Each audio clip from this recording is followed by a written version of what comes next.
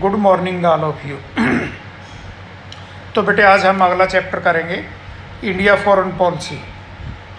तो पहले मैं चैप्टर के मेन कॉन्सेप्ट आपको बता देता हूँ, आज इतना ही करेंगे।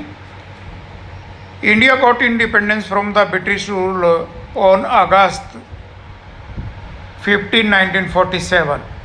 After achieving independence India adopt non alignment गुट निरपेक्ष as the basic of her foreign policy. Bharat को 15 अगस्त 1947 को आज़ादी मिली और भारत की फॉरेन पॉलिसी का जो बेस था वो गुट निरपेक्षता पर आधारित था।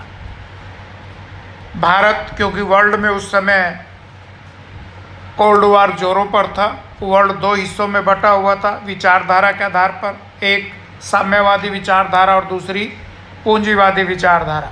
तो भारत ने किसी भी गुट में शामिल होने से बचने के लिए भारत ने नॉन अनाइलमेंट या गुट निरपेक्षता की नीति को अपनाया।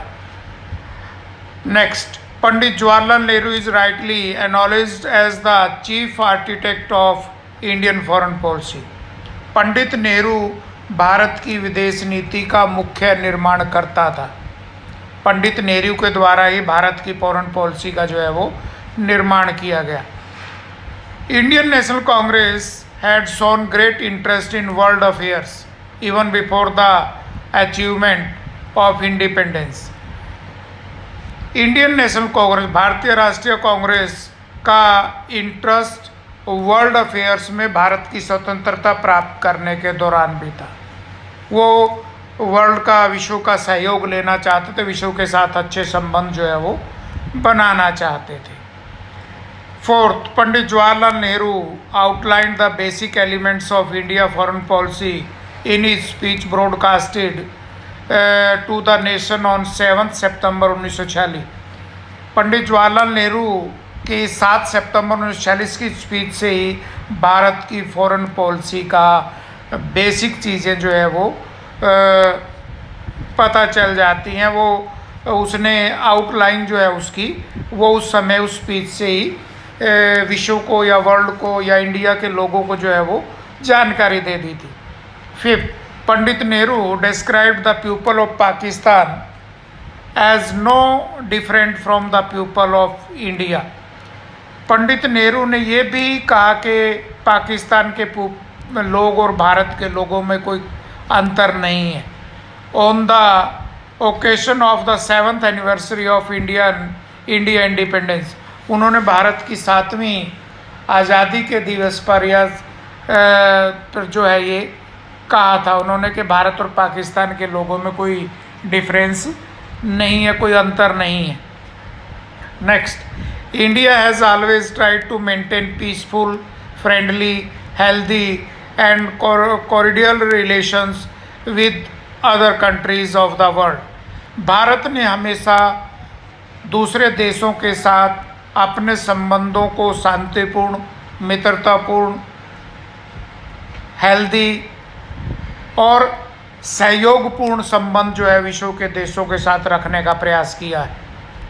India has always supported the freedom struggle of all the countries. Bharat ने हमेशा दूसरे देशों के स्वतंत्रता संग्रामों का समर्थन किया और उनमें से बांग्लादेश का एग्जाम्पल एक सबसे महत्वपूर्ण है। India share in all round of development of Bhutan in the maximum.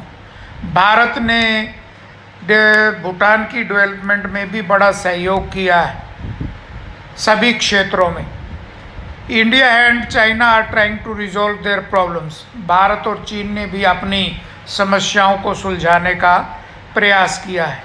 India plate, जैसे भारत ने और चाइना के बीच में मुख्य रूप से सीमा विवाद है, तो बातचीत के माध्यम से भारत और चीन ने कई बार उस समस्या को सुलझाने का प्रयास किया, हालांकि वो अभी तक सॉल्व नहीं हुई है और उसको लेकर 1962 में भारत और चीन के बीच में एक युद्ध भी हो चुका है।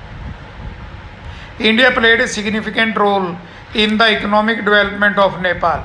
भारत ने नेपाल के आर्थिक विकास में भी महत्वपूर्ण भूमिका अदा की है।